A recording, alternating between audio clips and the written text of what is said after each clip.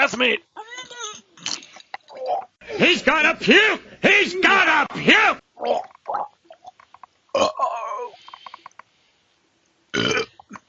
Thought I'd keep it that time, but I lost it.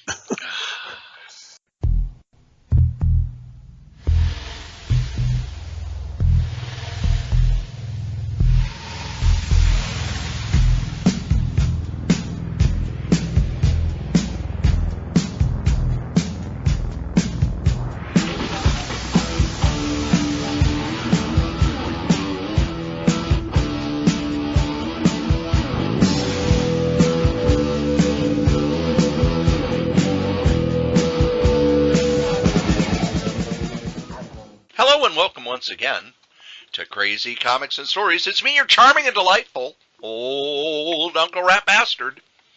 And at the other end of the series of tubes and wires that we call the internets is Joe, Crazy Writer. How you doing today, Joe? Are we alone? Yeah, it's just us. I mean, after the last couple weeks, I thought it'd be kind of weird to not have anybody here. Well, we have to have a regular episode once in a while, don't we? I don't know. I was kind of, you know what? I was actually kind of enjoying those guest appearances because that's less work for me. I mean, it's fun to listen to other people. Well, why don't we have a guest next week? That's an excellent idea. And you know what we'll do? You remember who we had last year about this time? Santa? Our own Seth apprentice, Eric Turbo Jackman. Oh, and that's he right. wanted to talk to us. He actually called me, and he was most upset with me yesterday because I hadn't seen Star Wars yet, and he wanted to talk Star Wars. But I have since seen Star Wars, and I give it a thumbs up. I enjoyed the movie immensely. I don't know what it's about. I mean, it's one thing you see all these movies come out, and I didn't want to know anything about it. I mean, I didn't even look at the toy aisle. I didn't listen to anything except people who maybe mentioned this is a non-spoiler review. And so yesterday when I got home, after seeing it, I went and I clicked on all the different things. Here's things I didn't review. Here's the big review, blah, blah, blah. And I just kept coming across, why were people so upset about it? They're like, oh, it's not Star Wars. We want a petition to see it's not Star Wars. Like, dude, it was awesome. I agree. And I saw it at the new theater in in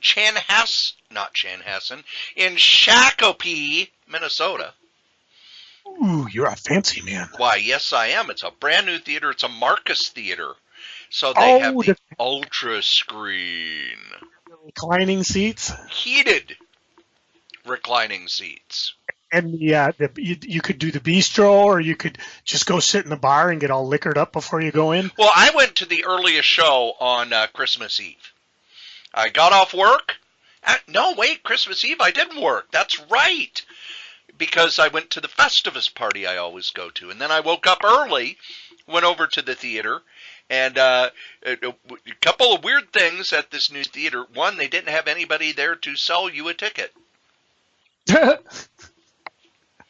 Unusual. I know. It was just two screens there where you could buy tickets. Or if you had already bought your tickets, you'd go to a different screen and just print it out.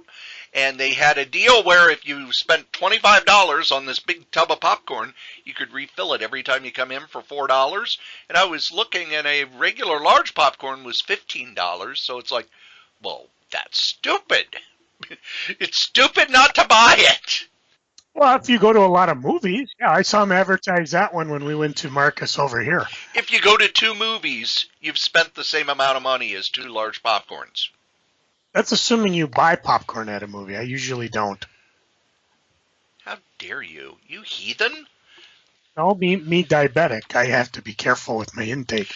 It doesn't keep my hands off the pretzel bites and the loon juice from the bar. Well, I suppose, but man, that's if I couldn't eat popcorn at a movie, I wouldn't go to movies. Yeah, I wouldn't even eat popcorn. I love popcorn.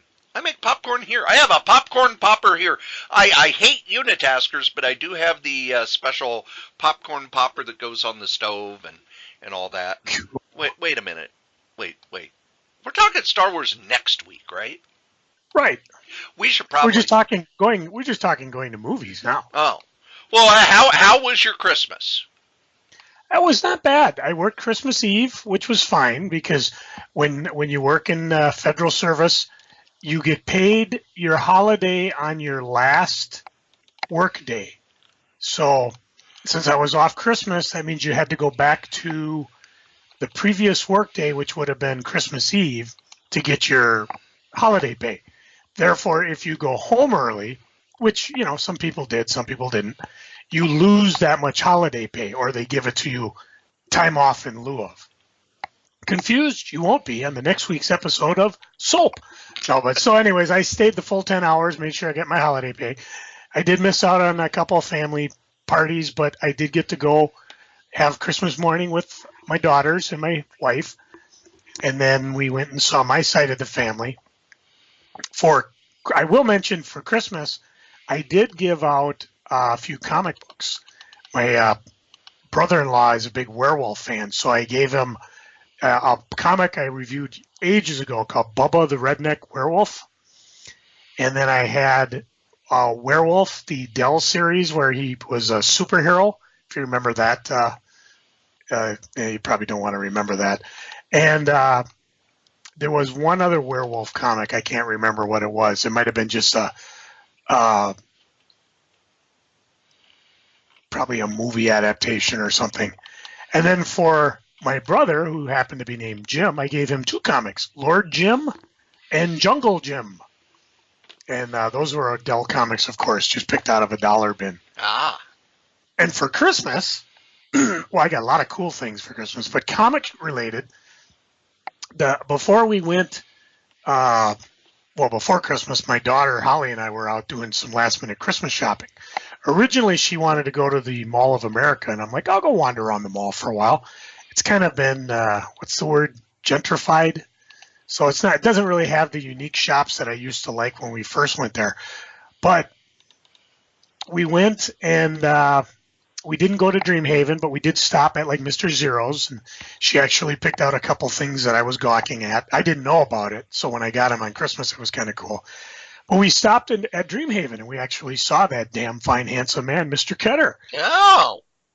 And I didn't buy much. I bought a couple. We were looking through the dollar books. He has tons of graphic or paperbacks for $1. You and I dug through a bunch of them. These were actually inside. We didn't go into the cold part of the store. So my daughter took them from me. And wuss. Well, no, he had plenty there. Just because it was 20 below. And he had a lot of things for sale. But there was a book I looked at called Comic Shop, The Retailer Mavericks Who Gave Us a New Geek Culture by Dan Garino. And this is from the Swallow Press Books of Ohio University Press. And I looked at it and I picked it up and I thought, well, it was $26.95, which is actually a pretty good price for the book. I mean, close to what you pay on eBay. But I'm like, I'm just buying some discount books for myself just to read. So I put it back. Well, my daughter, God bless her, went back and picked it up and gave it to me for Christmas. So, and I actually have started reading it, and it's actually really cool because it goes back, gives kind of a quick run. And, they're names that you and I know about, like Phil Suling, Bud Plant. Bud Plant's still selling books, by the way. A really nice picture of Wendy Peeney in her Red Sonja outfit. Wow. She went on later to do ElfQuest. But, I mean, we're up to, I think I'm up to like in the early 80s when I was buying comics. And I didn't realize that the direct market was still forming at that time. All I knew is I could go to Dreamhaven and then later, well, it was Twin City Comics then, and then I went to St. Paul Comics and Dreamhaven and get my comics every week, which was actually quite a thing. I didn't realize before that just what a pain in the butt it was to try to get comic books because you could never be sure when or if you would get an issue. And this book really, it talks about the early pioneers and how they got together and how they started to do direct market and how it formed. It's really kind of interesting when you read that and you compare it to your own personal history of what was going on with comics.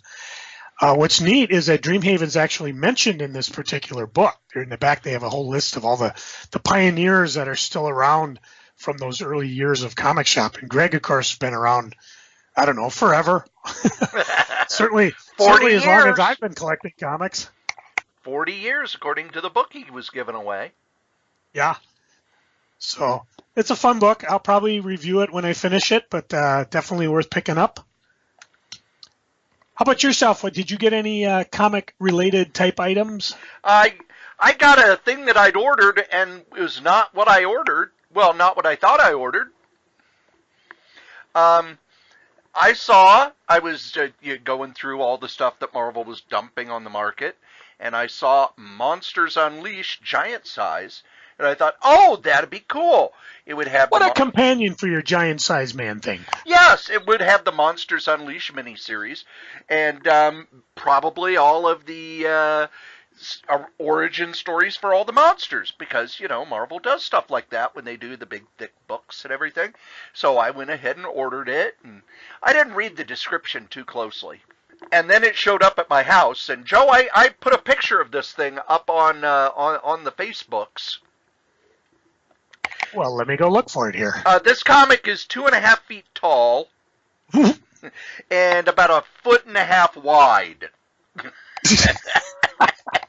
So you're using it as a foundation for your home. It's the mini-series at like double Treasury size. Wow. So if you ever wanted to see Fing Fang Foom, his fanging goodness. This is larger than the original art. He's got purple pants, and he's got no genitalia. He is very angry. Well, this actually takes all of the monsters seriously, and it's got art by, Steve McNiven, Greg Land, Leno Francis Yu, Greg LaRocca, and which of the Kuberts? Andy Kubert, I believe? Adam Kubert, Salvador LaRocca, Leno Francis Yu, Greg Land, Steve McNiven, and I was very happy to get this thing because it's all right. Now, where am I going to put it? I don't know. I don't care. It's going to be a retaining wall. There it is. You can use it as a door. Well, why not? I mean, look what Luke Skywalker used for a door in his movie. Nope. That's next week. Now, for the rest of my Christmas, we'll talk about later in the show. Oh, okay. But Christmas Eve, I went and I saw the Star Wars. I saw the Star War. And at the new theater, and I like the new theater, and it's not that far away. And you know what it's about 1.5 miles from, Joe? What's that? Tim Hortons. So next time I go to the theater, I'll be having donuts and popcorn. Yes, just what a growing boy needs. I'm going to be at the gym a lot next year. We don't need no resolutions. But then I came home and got ready for work. Watched a lot of MST3K over the Christmas break because I really didn't have much of a Christmas break. And I was thinking, last week we did the Festivus show where we air our grievances. And you always bitch and complain, which of course fits. Bitterly. I mean, that's the whole point. The irony of the Festivus is I hate it, but I still use it. Yes, and you celebrate it even though you say you don't. No. Because, you complain and air your grievances about airing grievances. Yes. But I thought that this week we would make it up to you. We would kowtow to your wishes and demands. I have no wishes and demands. Yes, you do. You said last week, we've been bitching about stuff for the last couple of weeks. We never get to do it. So, Joe, this week, we're going to talk about things that we loved in 2017. Which itself will create a bitch because, see, I don't categorize things as opposed to year. Because one of the things that genuinely surprises me, like right here, I've got Entertainment Weekly's best and worst of 2017, where they talk about top 10 movies, TV songs, books, people who have passed away. And a lot of the stuff, I go back and I'm like, That was 2017. I don't even remember. I barely remember the first half of the year. It could be because of being a retailer for so long, but in terms of entertainment, it's usually either what's in front of me right now, such as my Infinity Gauntlet omnibus, which I dared to open, or what I'm hoping will come to me, in my box day, which hopefully ships next week. So for me, a lot of it's tough because I don't remember things beginning of the year that well. I mean, it's like Secret Empire. Yeah, it was this year, wasn't it?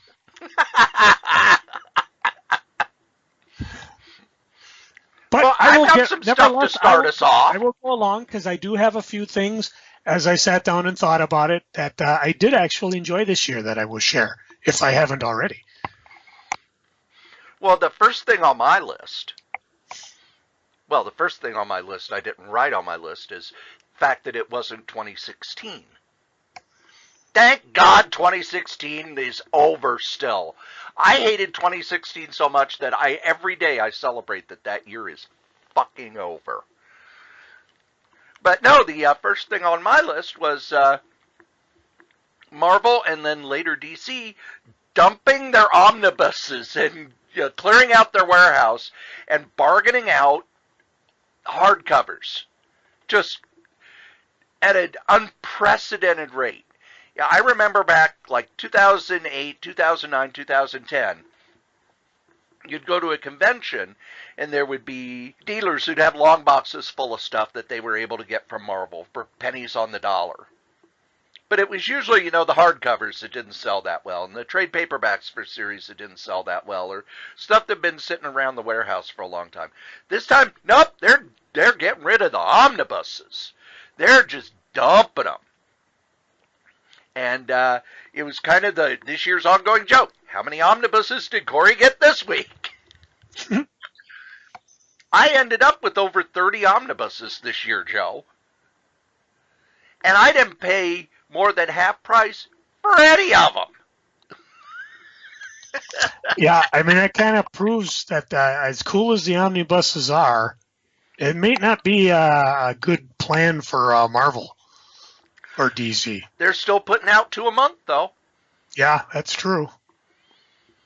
And at the price point, they have to make money. And what it probably is they way overprint, thinking, oh, we'll keep these forever. And then the guy in charge of the money says, get rid of that warehouse space. I'm going to hop aboard with your approval on this, because if you look at earlier episodes of the podcast, I despised omnibuses. Did not like them. Thought they were too big. Thought they were too expensive. Unwieldy, hard to read. And while that's true, and on the other side, they do make good self-defense mechanisms. I have come to appreciate the omnibus. Matter of fact, I will just take a quick look. And down by my feet is my. I mentioned it briefly during the Festivus manifest, but I did score the Man-Thing omnibus from the source, because during their holidays thing, I was able to go there and pick that sucker up at such a cheap discount that I had to restrain myself from going crazy and buying some of the other ones around there, because I was like, I came there specifically to get that. I was on a time crunch because I was heading to work, and I didn't want to get caught up because I was there within the first 20 minutes of opening. And when I got there, they had a line that went almost all the way around their store, and it went in pretty quickly because the source is really big. I mean, people you walked in there and you went like, where did all the people go? They were standing in line. But I also knew eventually those people would turn around and start heading to the cash registers. And although they had about 5, 6 of them set up, I didn't have time to wait a half hour in line just to score the omnibus. So I picked that up. I picked up a couple comics I knew I was missing. And then I unfortunately had to skedaddle. But, I look even behind me. My bottom rack is, there's the Alpha Flight. I've got a Planetary, the Guardian Solo, Werewolf by Night, Annihilation Conquest, Avengers The Crossing, Onslaught, they can't all be winners. John Hicks Avengers, Solo, if you remember that series from DC. And that's just, the second shelf, Punisher Garth Ennis, New Gods, Squadron Supreme. And that doesn't even count what's on my piano. And, of course, on my downstairs, I got the Absolute editions, which I still love as well. But no, I agree. I've taken a total 180 on this omnibus thing. I actually do like them. I think I mentioned in passing the last one I ordered out of the last catalog, the Runaways, because I've never read that series, and to have it all in one giant book. It's also, they're economical too, and if you think about it. I mean, to try to put together a complete run of Man-Thing is pretty cost prohibitive. Oh, yeah. Even I'm starting to read the Infinity Gauntlet. I haven't even gotten to the main event. I'm just going through the Silver Surfer and the Thanos Quest stuff, and I'm like, wow, this is really kind of fun. And they even do a page in there where they mention how Thanos tricked the Silver Surfer, and I forget the name of the city that he get there, and he found out that his powers were gone, and it was such a bureaucratic mess that the Silver Surfer was essentially trapped because he was powerless. Couldn't get a job to get off the city, because once he got outside the city, he knew he'd get his powers back, but he couldn't pay the exit tax, and now he was screwed because he couldn't get a job, he couldn't get outside the city, and obviously he did, because he's not there at the moment. But just kind of a we don't know that. Well, we did, because he plays a big part in the Infinity Gauntlet. So. Oh, I was going to say, well, his book's canceled, so maybe he's back there. Yeah, well, that'd be a good place to dump him for a while. But, anyways, I'm with you on that one. I am Joel Pro Omnibus. The next geeking I have, the big annual geeking, is Mage Has Returned. Yes, after I don't even want to think about how many years. The third part of the Matt Wagner Mage series has started, and it's so good. It reminds me a lot of the first series. The second series was very much where Matt Wagner was at the time, in that he kind of Tuckerized all of his comic book friends and made them characters, and it was really a lot about that. This is more Kevin Matchstick. He has a family, he has children, he has a child, and things are coming together for the final battle. And I have every faith that Matt Wagner's going to be able to pull it off. But on my tablet, I have the cover of Mage #1 as my screensaver. And I look at that art compared to the new comic, and you can still tell that it's Matt Wagner art. The things that you like about that early art are still there, but he's so much better and so much more. His art has grown so much over the years that I'm amazed that he doesn't get as many, he doesn't get worshipped as an artist as much as, say, a Bernie Wrightson or a Neil Adams, but I think his art is just as important and influential. Very excited. I'll be very sad when it's over, because this is a story that's been going since 84. And I'm torn between buying it now and waiting for, will there be an omnibus with all three parts in it? Probably. I hope. Anyways, I am geeking, of course, that over the beginning of the year to the FallCon. And, of course, I don't know if they can call it Comic-Con thanks to, San Diego, but we'll still call it FallCon. What? I was able to move 19 boxes of stuff on top of the 12 boxes of stuff I've done on the eBays. So that's actually not only gotten rid of a lot of stuff. I mean, I have really... I'm almost the antithesis of a comic collector, because I don't care to keep it if I'm not going to reread it, which is almost the opposite of me when I first started. And again, maybe I'm waxing nostalgia because, I've been reading this book. But boy, when I started, I was gung-ho to get one of every Marvel available. And back then it was possible because while they were expensive, they weren't, multi-thousands of dollars. All of I them? actually, at one time, actually had an Uncanny X-Men #1 that I was able to buy for the paltry sum of $150. But I've since given up that goal. I'm perfectly content to have them either in some type of graphic novel form. I have not embraced the online service yet, as much as some people have. But the graphic now, I suppose that'll be next decade's. Joe's got to whittle down his graphic novel collection before it collapses the south end of his house. But I'm just grateful that, I do have the cons. I don't get to go to the cons as much as I used to because I'm not off on weekends. But they are fun. I still enjoy them. And, God willing, we'll get Mr. Strode back to one of them so you guys can come out and, ply him with pie and redheads. Or are you on brunettes now? I'm on brunettes now. It doesn't matter. I can tell you the day that I gave up on redheads. Right redhead came along. That was the day she changed her hair color, right? No. Christina Hendricks? No. Oh. No. Either way, if the right redhead comes along, Cory will fall back in the line.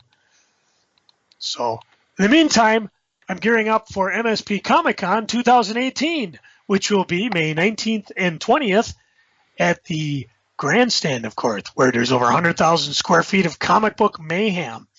And while it's $14 per person to get in, you can get $1 off by bringing something for the food shelves.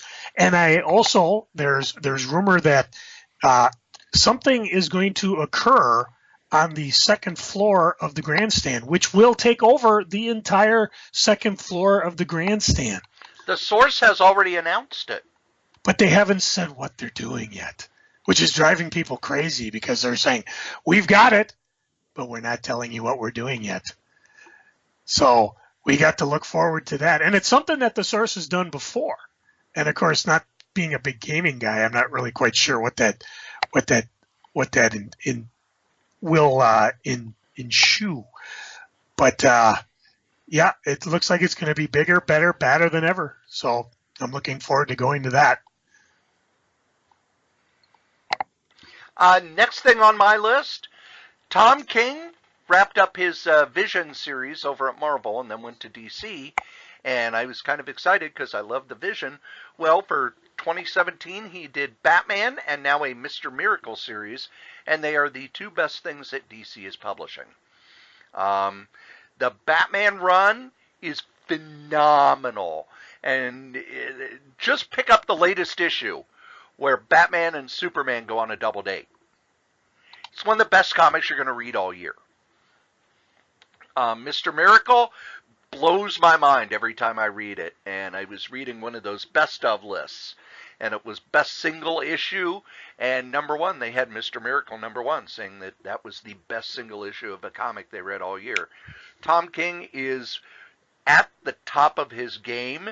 He is probably the best writer in mainstream comics right now. His stuff is smart. He is a longtime fan who's also written novels, worked for the CIA, and he looks at comics differently, which is what Alan Moore did. Alan Moore looked at comics differently. Brian Michael Bendis looked at comics differently. There are people like Mark Waid and Kurt Busiek who know comics inside and out and upside down, and they're always going to do great work. But when you get people like Tom King, they're going to drive comics forward. They're going to make it so you start saying, I didn't know you could do that. And anytime a writer surprises me in mainstream comics, I'm always going to be hooked. So I loved his work in 2017. Joe? I think I might be the only guy on the planet, other than fellow geeks, that's excited about Disney buying out Fox. At least their properties.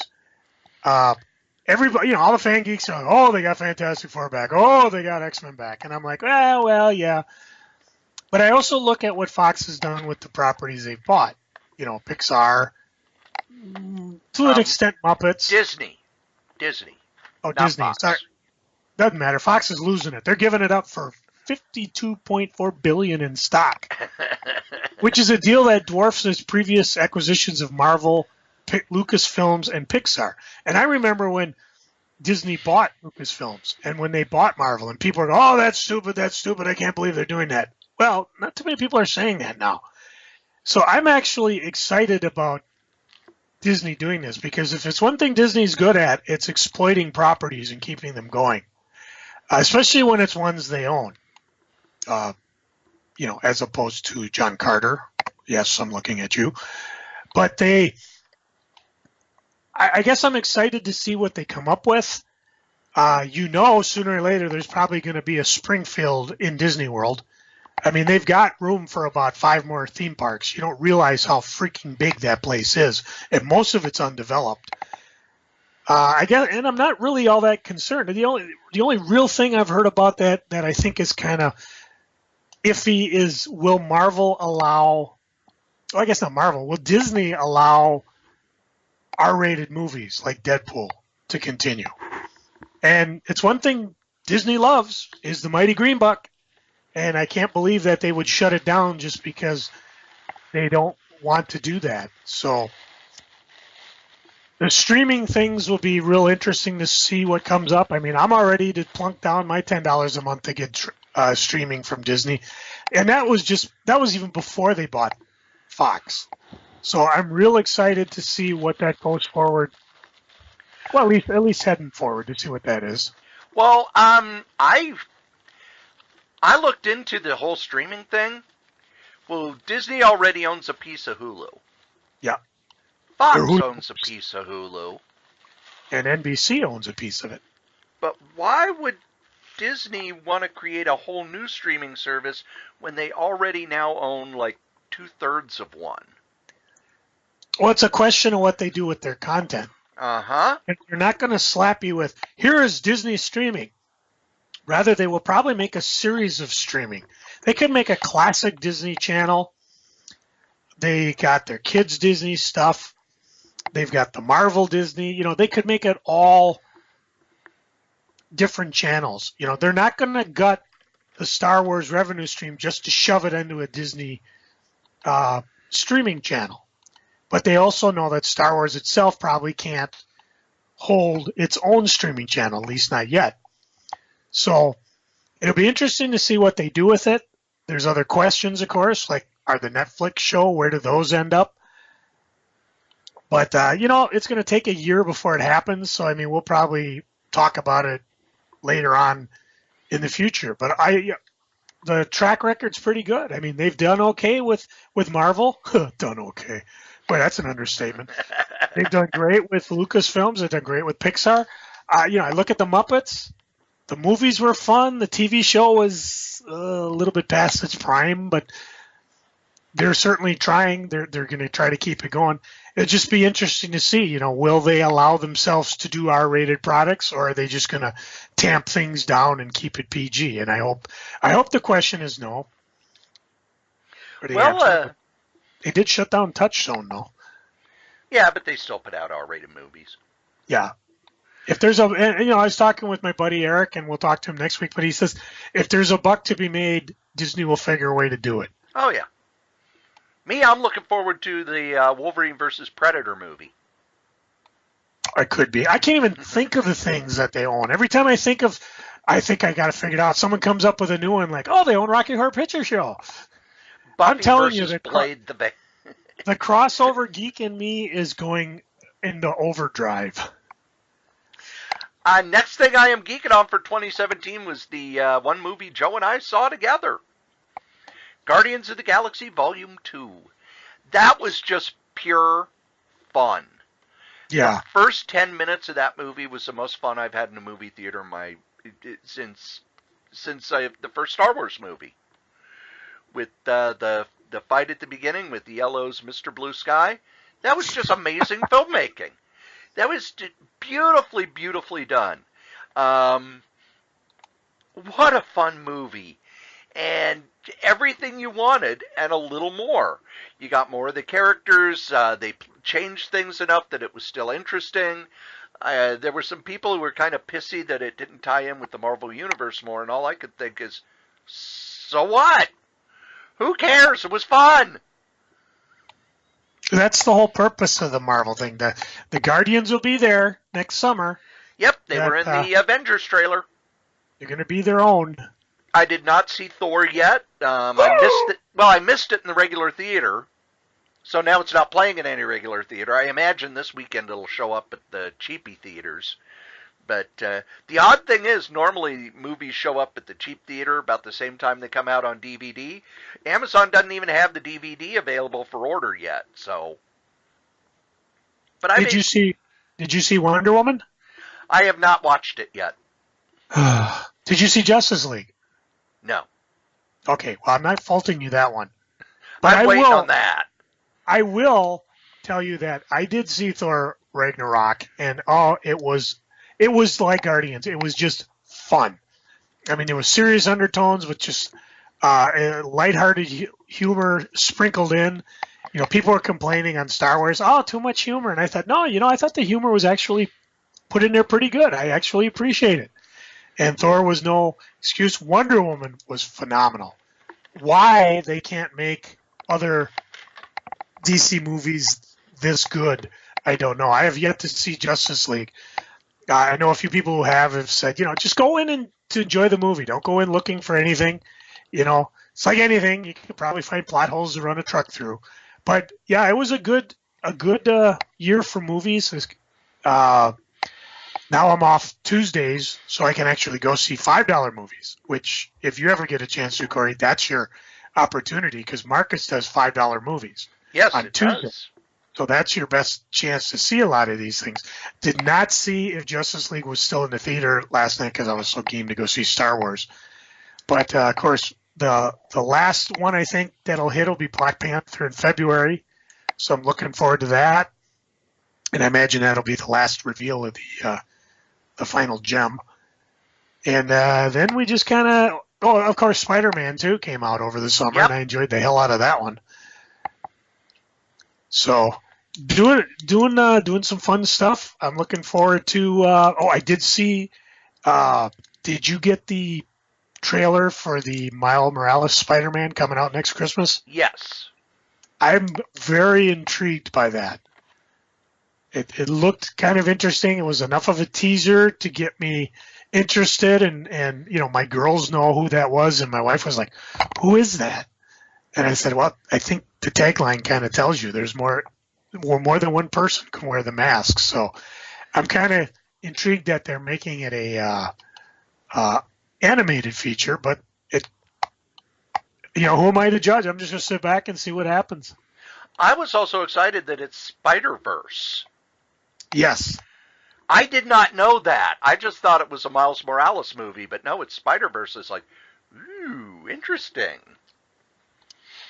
The next on my list, the Monster Bus, the 2-volume Marvel Monster Bus, the omnibuses of the Marvel Monsters, mostly Jack Kirby, but there's some other artists in there. I think one of them is just all Jack Kirby. And from what I have read from the Marvel people who are online, the only reason these books exist is because fans demanded it so much.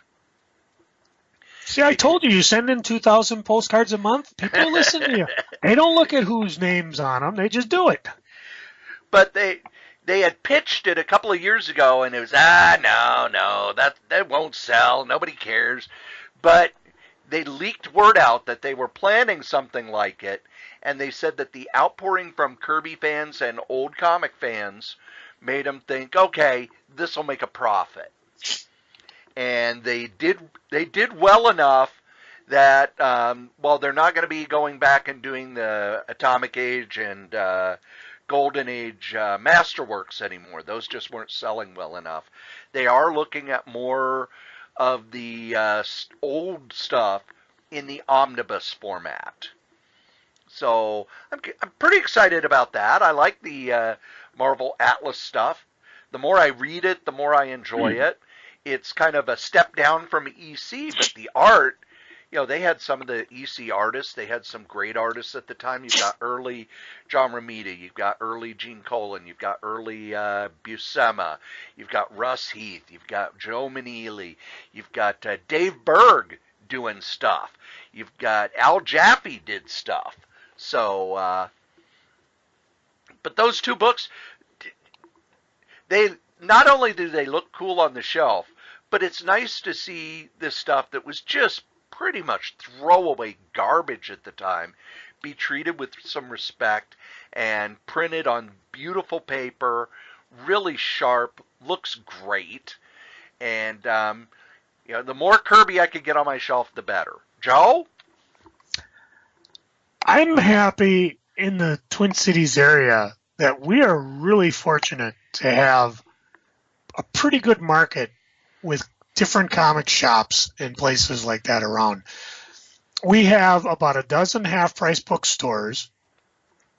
We have places like Uncle Hugo's science fiction bookstores, Dreamhaven, The Source, 2 Hot Comics. 3. Yeah. Yeah, well, down in Jordan, that's a little bit that's a little bit outside the loop, but it is still accessible. And it has it has that arcade where you can pay and play video games all day on old arcade machines. There's a store down in South St. Paul, and unfortunately my computer is frozen, so I can't get to the name. But we also have Issues Needed, which is in Apple Valley. Our good buddy Cedar Cliff Collectibles, Mind's Eye, a little bit east of him, Comic College, and that doesn't even include some of the places. We got tons of small bookstores. I mean, Garrison Keeler's got a bookstore, Midway Books right in Snelling and University, which we rarely get to. Just for sheer geeking pleasure, we got so many different places around here. I bemoan the places that have closed in the past, but we still got quite a bit. And, of course, if you don't find what you're looking for, between Amazon and eBay's and My Comic Shop and Mile High Comics, the online presence for finding comics is just incredible. So we're really your want for nothing, whether you're a hardcore collector or you're just a wannabe like me that just is looking for fun stuff to read. So I'm pretty thankful for that, and I'm always looking forward to see what new type of shops will pop up. There's always places popping up. I can't remember the one place near Loring Park. It was kind of a miniature game shop down in a basement. They carry some graphic novels, but it was fun just to visit them. When you and I took the trip up to Duluth and visited those 3-4 shops up there, we got our buddies up in St. Cloud, and I look forward to hopefully taking another trip somewhere and going to see what kind of comic stores I'll run into between me and wherever I'm hopefully going to. I think that's the one thing I really miss is when I was traveling, is being able to, hit all the comic shops in LA or hit all the comic shops in New York and just check it out. Granted, I can't afford to buy everything I see, but I definitely am into looking.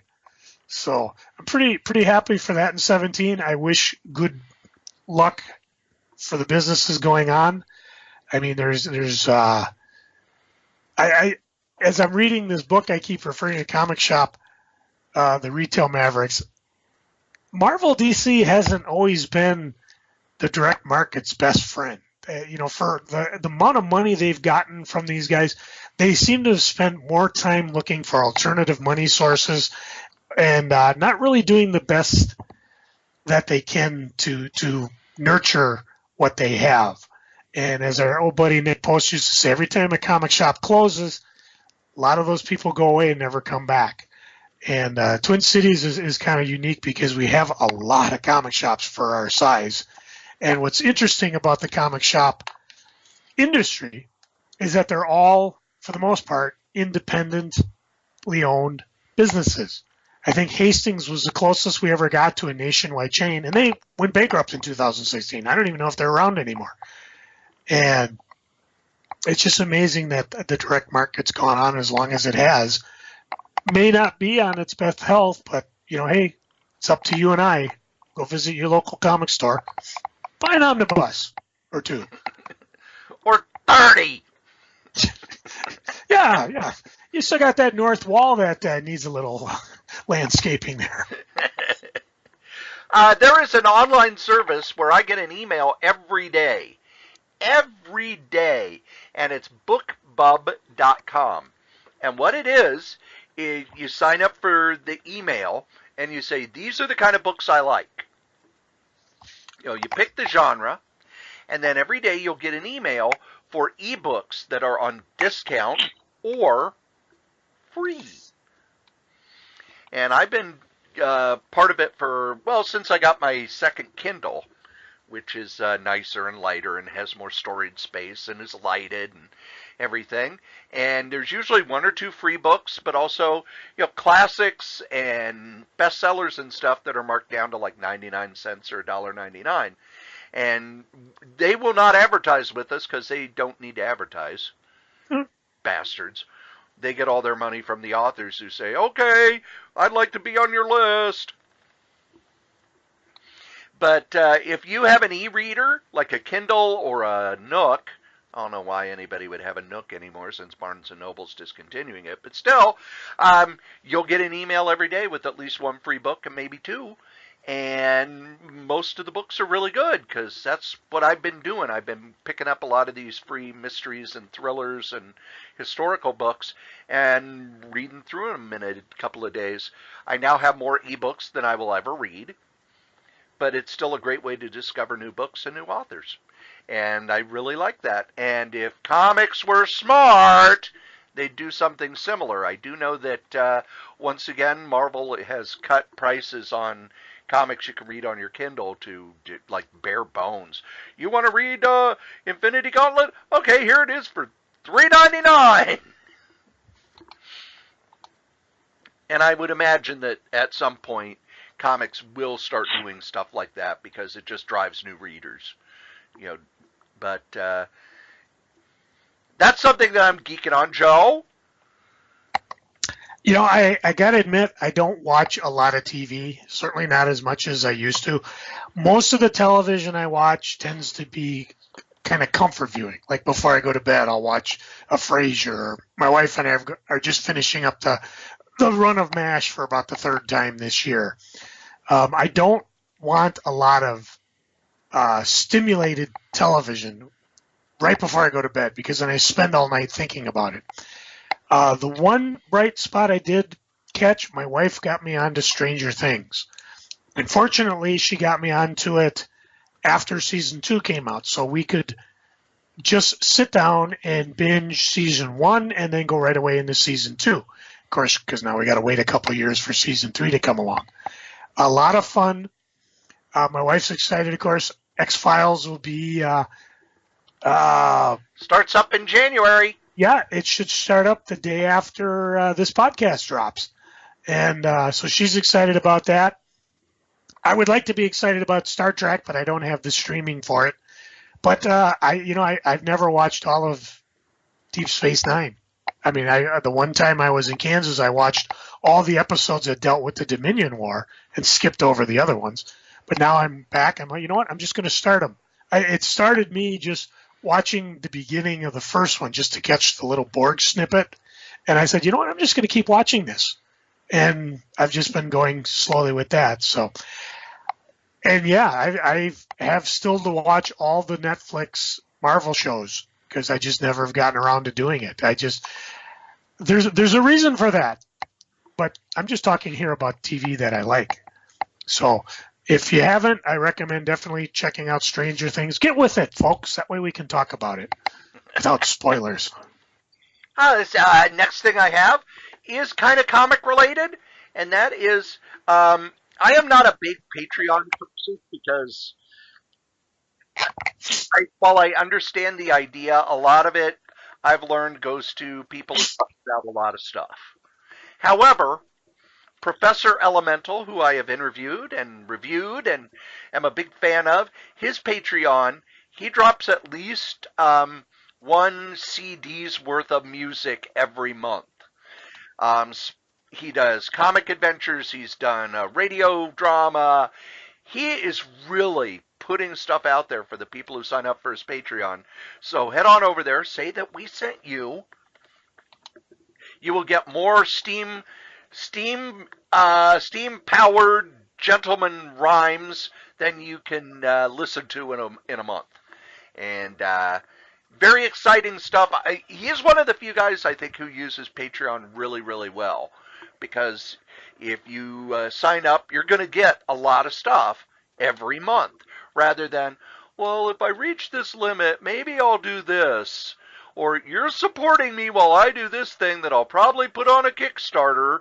Or you're supporting me to do this graphic novel that I will never ever finish because I've never finished anything. You got to be kind of careful. But Professor Elemental's Patreon is well worth the money, and gives me a lot of stuff to listen to in the car. I have my Sirius satellite radio in the car, but between Professor Elemental and PW Insider, I don't listen to it that much. Usually just on the way to work, on the way home, it's like, oh, I got to listen to this. Joe? What I do instead of binge watching television, I work on the eBays. I really enjoy doing eBay. I don't know what it is. It's like I'm channeling the inner retailer. I'm, taking product that I have and proving to myself and the world that, yes, I can make money at this. I am good at doing it. Plus, I take that money and turn around and buy Omnibus. See, it all ties in it. 2017, year of the Omnibus. That's what we're going to call it. There we go. And I enjoy doing it. What was 2016? The year of massive sock? Yeah. Well, I'll go with that. I don't even. I barely remember last day, yesterday, 2 minutes ago. What was I talking about? eBay. That's what I was talking about. No, it's something I enjoy doing, and I made this promise beginning of last year, and thanks to Windows 10 and the incompatibility of my poor $100 Yeti microphone, which I bought at Radio Shack, which probably appreciated it more than Windows did. I'm looking to get a new mic so I can actually share my vast eBay wisdom with the masses. Of course, the question is, how do I want to do that? Do I want to, do like, okay, this is the beginning, this is the basic eBay, advanced eBay, and Joe's eBay. Ooh, I got 3 podcasts out of that. You see how Cory works? It's infecting me.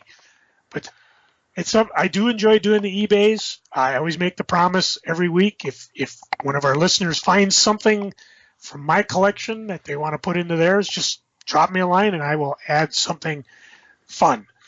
It could be a copy of this here Worldwide News I'm sitting on, and mine, of course, is autographed by Mr. Strode and Dangerous Dan Moore.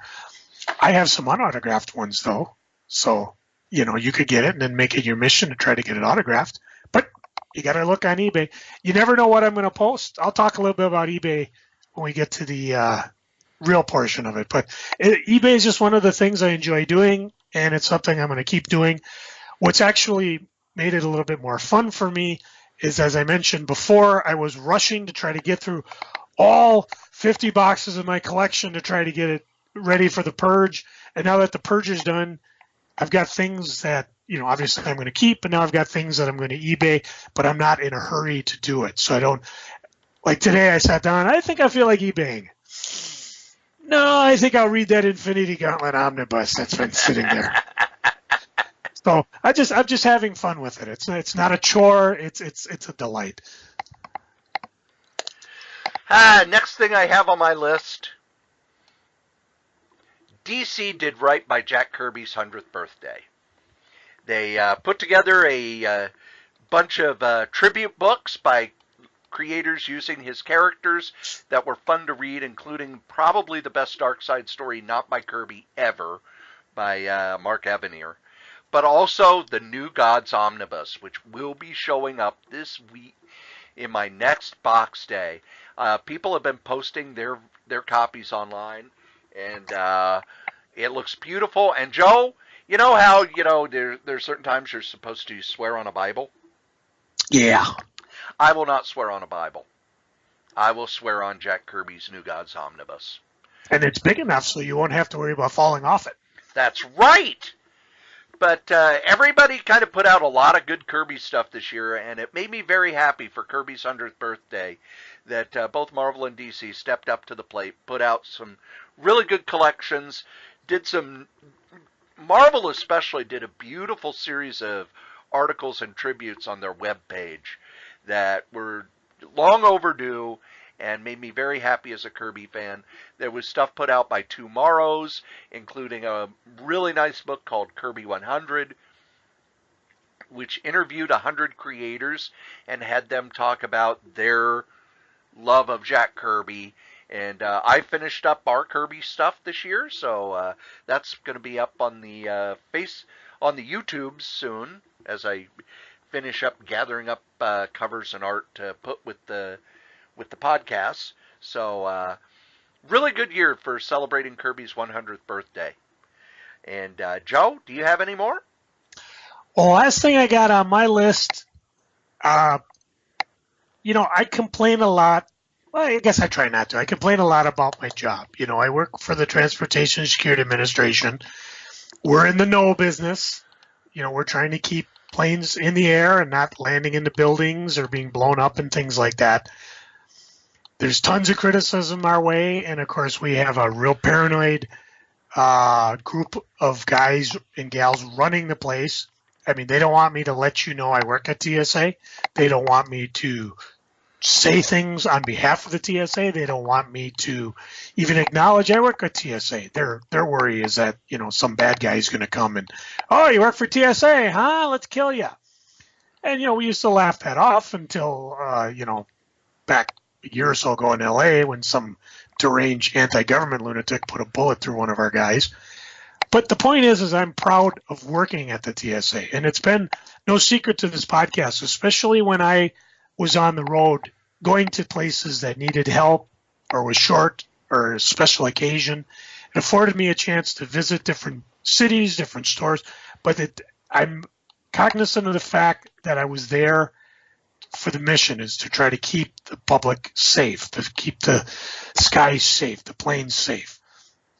I mean, it's sad it took the lives of 3,000 citizens for airport security to finally get its due. It's one thing about Americans. We're real good at reacting. We're real tough at proacting. And we knew the shortfalls. We knew the problem. We knew we had a rent-a-cop type mentality to airport security that was exploited. And granted, there's an argument to be said that had TSA been there, and they still might have gotten through. The point is I'm proud of what I do. I'm happy it gives me an opportunity not only to serve my country, but to be employed in something that I consider meaningful and also give me the means to not only take care of me, myself, my family, but also, to sit back and to buy comics. And that's, if I can't buy an omnibus, then it's just not working. I might as well just go on the unemployment line. I was going to go goofy somewhere on that. So I'm happy. I mean, if all things go the way they should, I'm looking at in 7 years an actual retirement where I can retire and maybe move on to something else. My daughters are growing up in an age where the idea that they're going to work for a single employer for their entire life is pretty much done. Unless they score a job working at the post office, which, by the way, is hiring if you're looking. I don't envy them what they're going to do. They probably won't have a Social Security. They won't have Medicare. They're going to have to hope their 401ks are working, and when they get time to retire, that the market isn't down. I mean, Cory and I went through that in the 90s when, or was it, no, the early 2000s, the market went down, our retirements went down. And it's like, how am I supposed to retire? I just lost everything, but that seems to be the way everybody wants. The 401ks is the best way to go. So, but I'm grateful I have the job. I may complain about it. That's American. Complain about your job, there's something wrong with you. Now, if I had my druthers, I would win the lottery and open up a comic store. And That's then a different your wife podcast. would leave you. No. She'd probably just hang down in the Keys or wherever with Juan, the pool boy, while I stay up in the comic shop. My last geeking is along the same lines. For the first time in years, I have a steady, stable, full-time job. And one of the things Joe has asked me a couple of times off the air is, when is it going to be enough?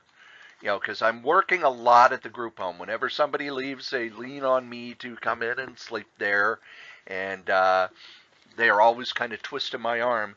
But I have to say this. Within 1 year, a year ago, 1 year ago, I had the full-time job and I was just kind of starting full-time employment. I've now been a full-time employee for a year. And the group home, I'm sleeping there a lot more because I don't have somebody in my life who guilts me about it and demands that I pay attention to them. Although I do try. You're not as good at it. No McGuffies. Well, you're not as good at the guilt.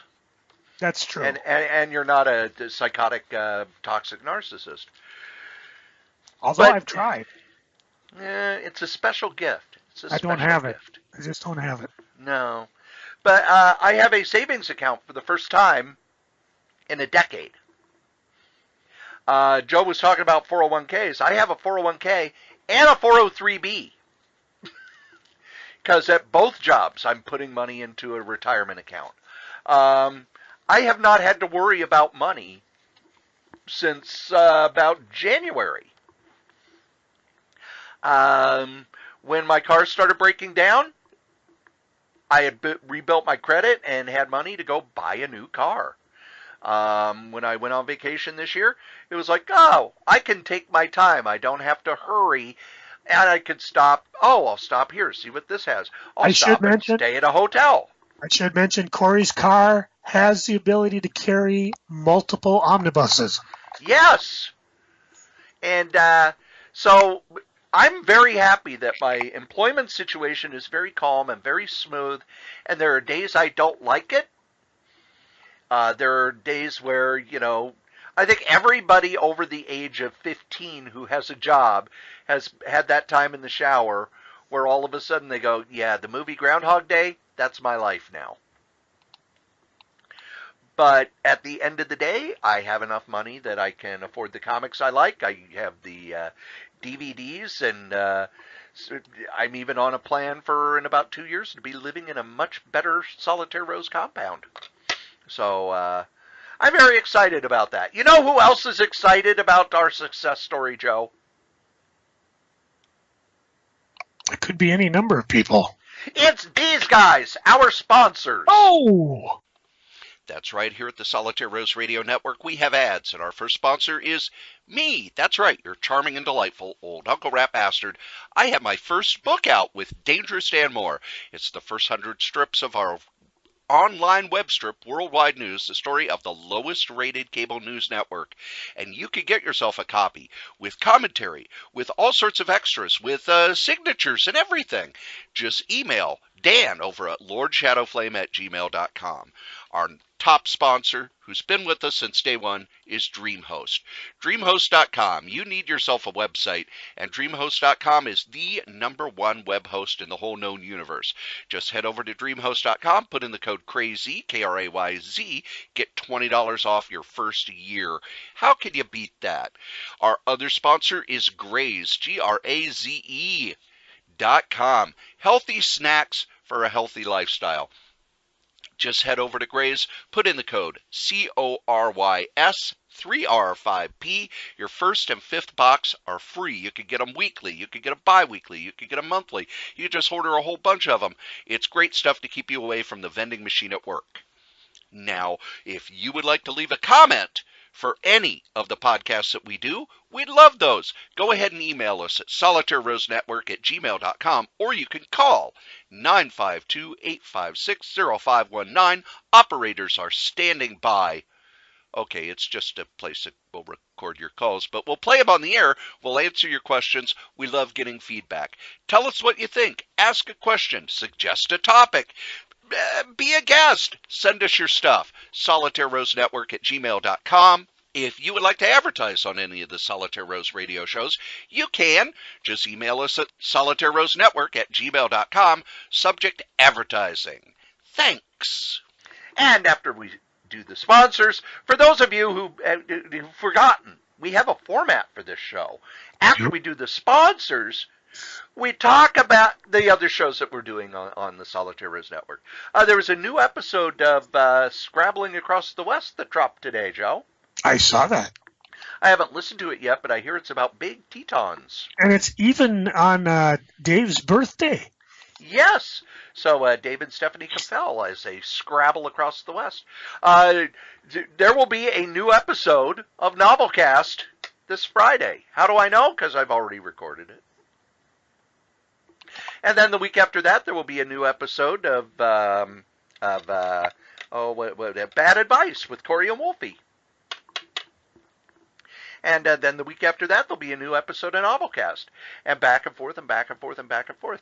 And I am starting to line up interviews for Solitaire Rose Radio next month. So that'll be firing up on all cylinders again. And pretty soon I'll be twisting Joe's arm so that we can record another episode of Master of Kung Fu for Comics in Review. We got lots of stuff coming up next year. Well, this year. Because this is January 1st. New year! New year, new podcast. So, Joe, what's going on the eBays? Well, I've talked a little bit about what's going on, but I will mention, let's look at the last 5 things I sold, shall we? The first one, Cory, how many Prisoner comics have there been? 4. With Jack Kirby doing one that was never printed. Actually, 2. It was a 4-issue series. Yeah, that was from DC. That's the one I meant for. Okay. A, B, C, and D. Yes. No, and the second one was a promo from Marvel doing the not well-received AMC miniseries. Oh, the remake. Yeah. And although the comic sold for pretty good, I was able to get a copy, and it went out there on that their eBays. I sold a copy of Trencher graphic novel. Trencher, of course, was... Really?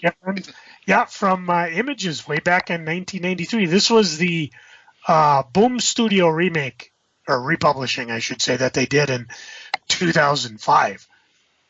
It wasn't in the best of shape, but it was still readable. Cory, have you ever heard of Hardball?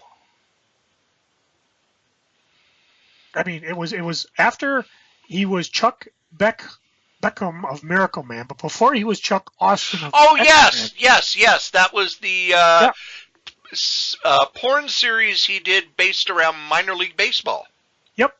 Arcel was the publisher, I think. Never completed. Nope. But I Neither had was 4 his issues. book Strips, which I actually really liked. It was kind of the same thing, except it was about a cartoonist. Yeah, well, I had 4 copies. Keyword had, they're gone. I sold the last issue of Naughty Bits, which was published from Fangraphics by alternative cartoonist Roberta Gregory. And Naughty Bits was downright shocking at the time. She tackled religion, sex, smut comics. The last issue, surprisingly expensive, because by the time it came out in 2004, she had a run where, like, for an entire year and a half, she didn't publish anything. So those last ones, starting about issue 31 up to the final issue of 40, actually have quite a price if you can find them. And the issue 40 was interesting because the main character, Bitchy Bitch, is being drowned in a sea of boobs. As you can imagine, that was quite a cover for, stocking in a store at the time. And anyways, I had it. This one's going overseas. So I have people buying things from way overseas, which is kind of cool. I did sell a Treasure Chest, Volume 20, Number 2 from 1964. Treasure Chest we talked about. I believe it was some Catholic guilds magazine that was given away to Catholic students, and all full of Catholic-y goodness. And a lot of art by Joe Sinnott. Yeah, and the interesting thing about this particular issue is that I actually had one in fine shape. Most of the ones you see are pretty beat up because you gave them to kids, they beat them up, they put silly putty on them, they took them home, the mothers threw them away. So to have one of those was actually quite interesting. So going from the goodliness, I also sold a copy of Satan's Sodomy Baby. Cory, tell us about... Oh, wait, I'm doing it wrong. Cory, time to ask the Strode. Cory, I do not know about Satan's You don't know Sodomy about Baby. Satan's Sodomy Baby? It was a one-shot from Dark Horse Comics that tied into the Goon. And it was vile, morally reprehensible subject matter, even for Satan's fan. It used countless stereotypes and prejudices to insult everyone and everything, from farm animals to major religions. And yet, despite that, it contained less blood, gore, nudity, and graphic sex than many mainstream titles on the market.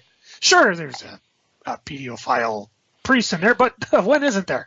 It was originally planned as a regular series of Goon, but there was enough outcry. It made a one-shot special instead. And if you ever see it, you just need to look at the cover because it starts a warning. This comic contains material unsuitable for children, and goes on to say everything wrong with it. And at the bottom says, this probably isn't the comic for you. I bought a copy. I sold it there on eBays. Fear not, though. There's plenty of other things left on the eBays for you to check out. Krayz. You can go direct to eBay, check out the Solitaire Rose website. Cory's graciously put up a direct link to it. Or send me an email, and I'll send it out to you. I'm pretty flexible that way. Well, after we do the eBay, we get to my favorite part of the show. No, not where we compare hats. Oh, and they have a good hat. It's freaking and geeking. Joe, what are you freaking on? I know how you feel about Doomsday Clock. Although, I got to tell you, I read it, and it was okay. I do have an issue with it. People, publishers, self-publishers, for the love of God, stop the fucking shiny black covers. Every goddamn copy I saw at the comic stores was full of fingerprints. And these are just from people picking them up. These black covers absorb ink, goo, your sweat, your fingerprints. I mean, I just turned in these comics to the FBI just to say, here, you got 100 fingerprints on the back of it. Even the one I got from the Discount Comic Book Service. I just stop it. Yeah, it looks pretty. It's shiny. Oh, it looks so nice. But they don't hold up well. They get covered with fingerprints. I mean, I got to bring gloves from work on. Those near aisle, gloves that just to surgical gloves, just to even look at the goddamn book. Just stop it, okay? Oh, speaking of that, I crossed something off my bucket list. Yes. First time I've ever been to an emergency room as a patient. Ooh. Yeah, let's see if I can get the timing of this down right. I've got a cold. I mean, a couple podcasts ago was a little bit more severe than this, because I was actually talking down an octave. But from Friday to Saturday, this is 22nd to 23rd, I was on the couch, and I had been taking this 24-hour Sudafed. And not everywhere in America do you have to show a driver's license to get Sudafed. It happens mostly, I think, in the Midwest because we have a big meth problem. And Sudafed apparently has some ingredient. When you melt it down, you get methy goodness out of it. And so to keep people from walking in and go, yeah, I'll buy 4,000 tablets of Sudafed. I got a cold. You have to, they actually take your ID, they put it in a state data bank, and if you buy more than 3 tablets, they come knock on your door and make sure you got, a snot run going. So I had this 24-hour variety. Usually I have just the normal stuff. There's like weak crap and then the stuff you got to sign your life away for. Only up here. Yeah, I've bought it in other states and never had to be carded for it. Well, I think you get 24 tablets in the package, and so I had already used maybe 12 of these packets. And, you know, they got the warnings on it. Warning to, you know, talk to your doctor if you have diabetes, high blood pressure, a penis, you know, whatever. And I haven't had any problems with it. I've talked to my doctor about it, and I go, yeah, they're just, you know, they're looking for, you know, reactions and things like that. So at about 3 o'clock in the morning, after not being able to breathe, I decided to pop one of these things. About 3:30, I was drowsy, but I just couldn't get to sleep.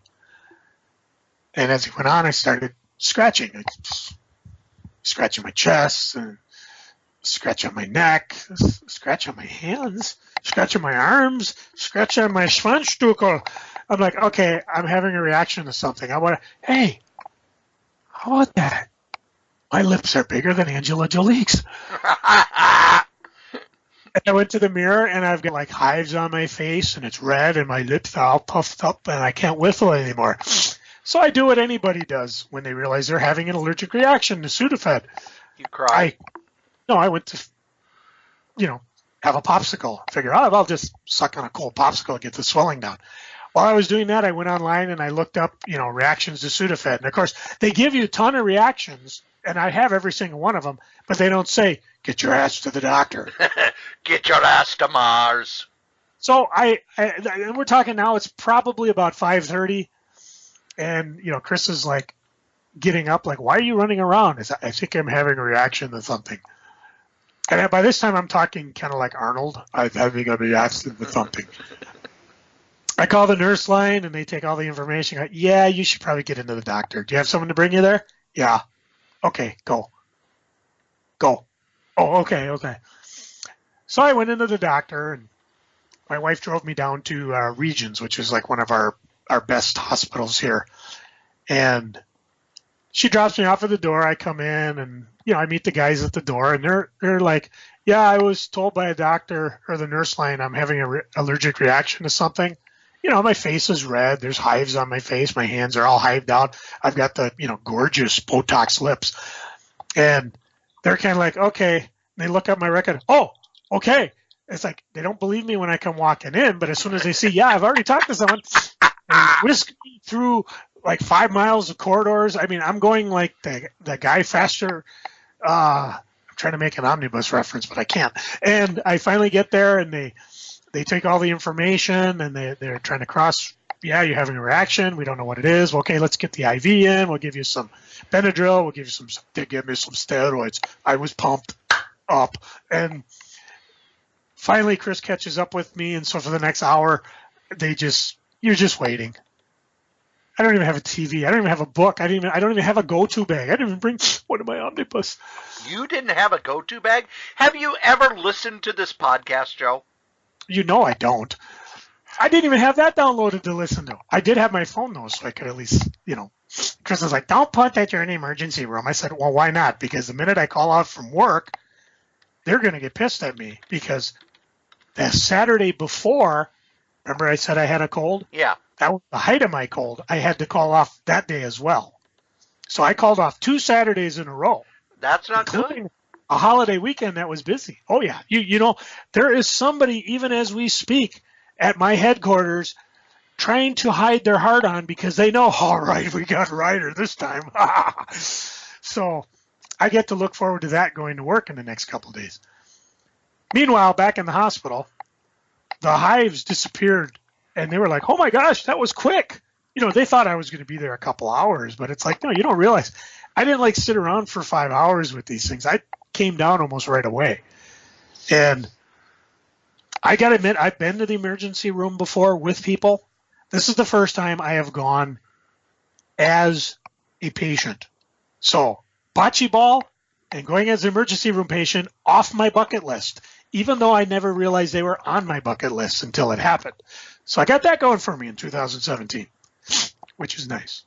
I did get a note for the doctor, or, you know, saying that, yeah, we saw Joe in the emergency room. So, and I gave that to my supervisor. But, you know, the way this works, and I don't even know if I bitched about this before in past geek or freakings, but, you know, my father-in-law was on death's doorstep a number of years ago. And I called my supervisor and I said, hey, I'm home with the kids, so my wife can be down at the hospital. He said, fine. That went on for 3-4 days. He recovered. And then, of course, 2 weeks later, I get this big, massive write-up. You've been taking sick days. We see there's a pattern. Oh, if the only reason I didn't quit my job then was because the guy they sent to give it to me himself was almost fired because he had a reaction to medicine more severe than what I had. His almost killed him. And, of course, while he was busy in the hospital, some bozo was using your tax dollars to figure out a way to fire him because he's unreliable. The last time they came and talked to me, it's like I was out 2 weeks with pink eye. Pink eye so bad, they don't even want you in the doctor's office. They will say, yes, you have pink eye. Go to the pharmacist home and get this. I called the supervisor and I said, hey, remember that computer I was on? Wipe it off really good because I had pink eye last night. And she was the one who noticed it. 2 weeks later, we noticed you took a lot of sick time. There's a continuity miss here because they don't realize. They just see, look, Ryder took 5 sick days. Did anybody ask why? No, they come and they give you what they call an interest-based conversation. We noticed you've been taking a lot of sick days. Is there anything we can do for you? Yeah, find the asshole who smeared his feces on the computer so that I got myself pink eye, cure rheumatoid arthritis, and stop all allergic medical reactions. So this is a freaking that may be continued with the next episode. We'll find out as soon as I go back to work. Ooh. Corey, what you freaking on? Joe, it's been a while. It has. But I've got hanging at the home. Oh, wait a minute. In the freaking? Yes. That's not good. Christmas Eve. For many people, it's a glorious night where, you track Santa on the NORAD, and you leave the cookies and milk out, and you've wrapped all the presents and everything. For me, I had to work. Now, normally, when I do a sleep shift, I go in, I get there at 10, and part of the promise for overnight staff is that the daytime staff will do what they can to make sure that the clients are all in bed by 10 o'clock. It doesn't always happen that way. Sometimes there are 1 or 2 clients who want to wait and talk to the night staff. That's fine. But I come in, everyone is up. Everyone's up. Even clients who normally go to bed between 8 and 9 because they have trouble staying up later, they were up. Clients who are wheelchair bound and need to be put into bed by staff, which is why we have that done before the night staff get in, because usually there's 1 awake staff and 1 sleep staff, and it takes 2 people to put the client. Nope, everyone. To the point where there were a couple of the clients in the wheelchairs where the staff who were on duty actually said, well, we were getting them ready to go to bed, but they didn't seem tired, so we just brought them out and let them sit in the chair. Wow, if I had a nickel for every time I got away with that. So for the next hour, myself and the other, the awake overnight staff are working to get everybody into bed. 2 of the clients are so tired that they're having trouble walking. But the staff just were too busy to get them to bed, I guess. And to the point where, everybody's up and these staff are bringing out laundry to fold. And it's like, no, you do the laundry later. Your number 1 job between 9 and 10 is to get everybody to bed. That's your job. Then when you get that done, you can work on laundry and logging and all the other stuff. But nope. So an hour we spent getting everybody to bed, and they were grumpy and owly and complaining and not happy. Routines had not been done. So everybody was kind of freaking out. Get them all to bed. Everybody goes to sleep. I have to wake up at 6, and I'm there till 9. I have to wake up at 6 to get everybody up and going. And we get up at 6, and of course, because there was so much chaos the night before, people slept in. That's okay, it's Christmas. But we have clients who were going on home visits.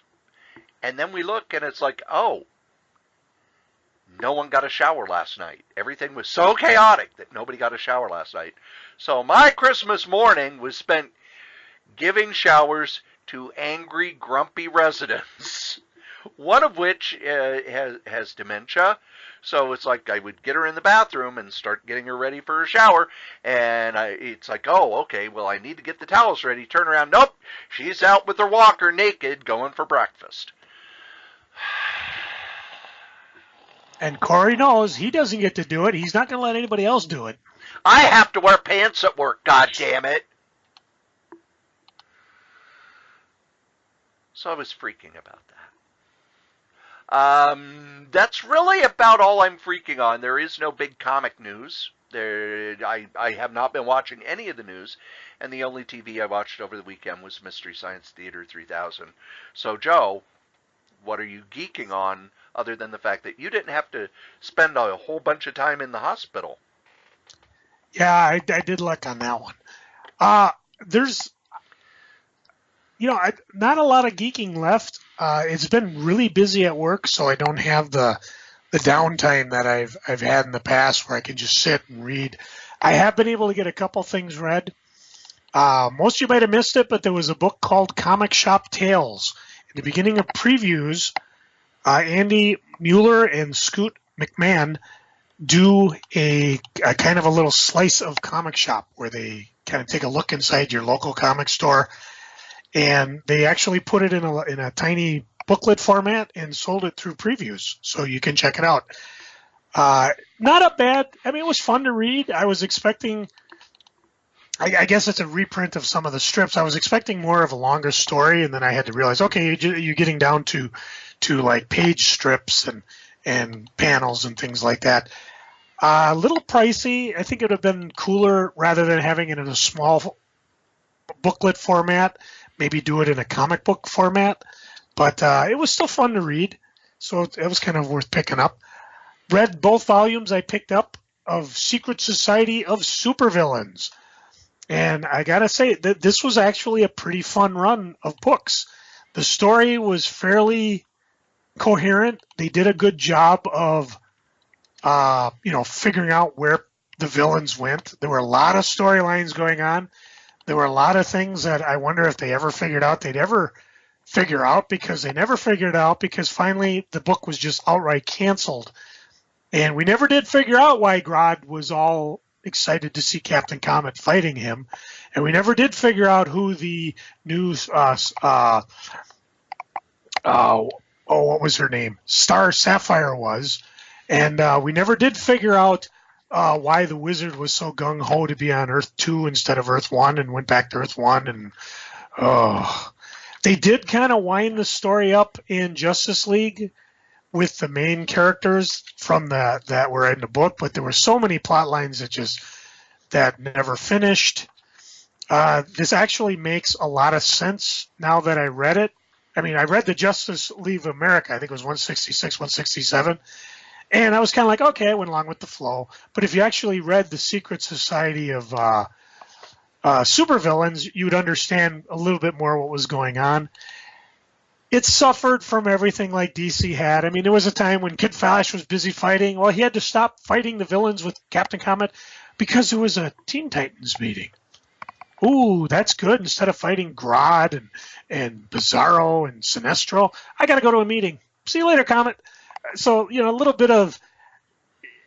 They almost trying to marvelize the series when they did it.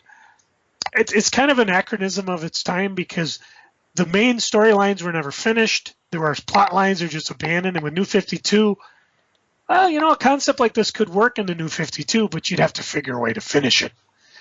And I had a fun time reading it. I'm criticizing the hell out of it, but I just sat down and figured, you know what, I'm going to sit down and just enjoy this and read it and see where it went. And it was kind of fun.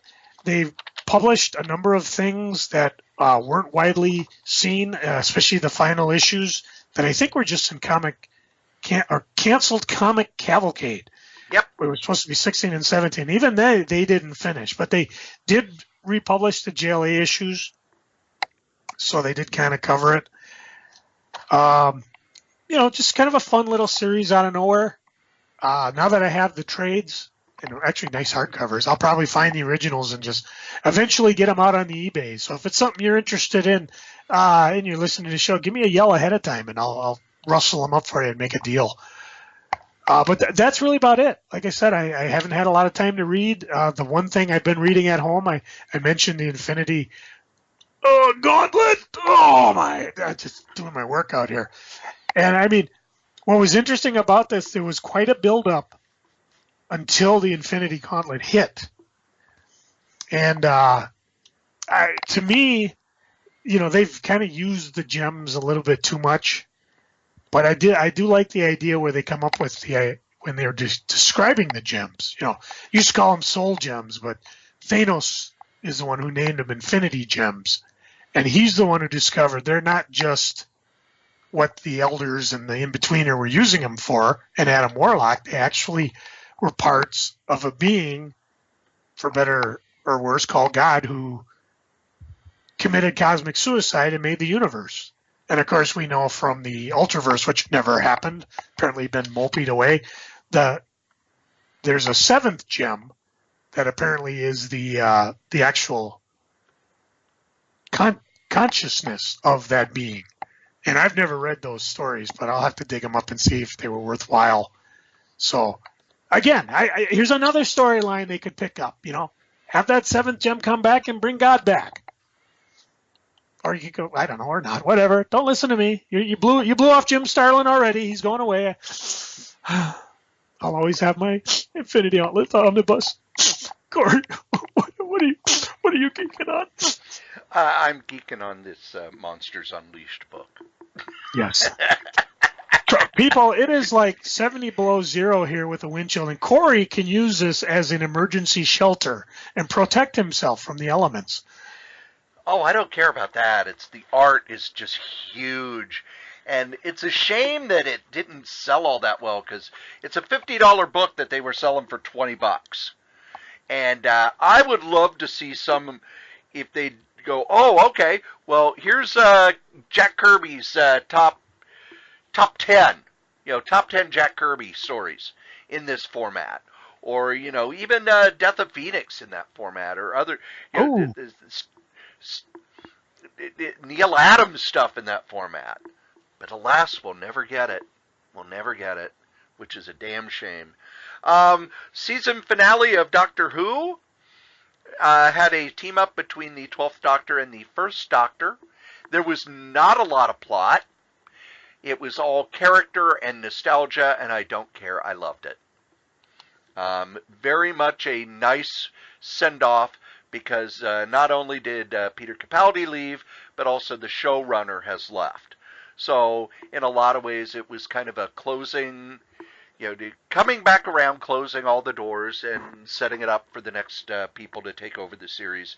Very well done, lots of fun. And every time the Doctor regenerates, I still cry like a baby. Cry like a baby every time. And the other thing I'm geeking on, I saw Last Jedi, and I could not love it more. We'll talk more about it next week, but I don't understand the people who were mad about it, because, well, it echoed the original movies without just repeating them. And it took the franchise in new directions. It also reminded me a lot of Empire Strikes Back, in that characters made poor choices and had to pay for them, which isn't something that happens in movies a lot. And I really appreciated the fact that they had some guts and did some new stuff with it. And really, I have not had time for much of anything other than work. So, yeah, I'm looking forward to some pretty hefty paychecks next month. Hefty. Believe it or not, kids, you have listened to us blather on about funny books for an hour and a half. Thank you. And as we say every week, the comic we like the least, we still like better than the comic that you like the most. Joe?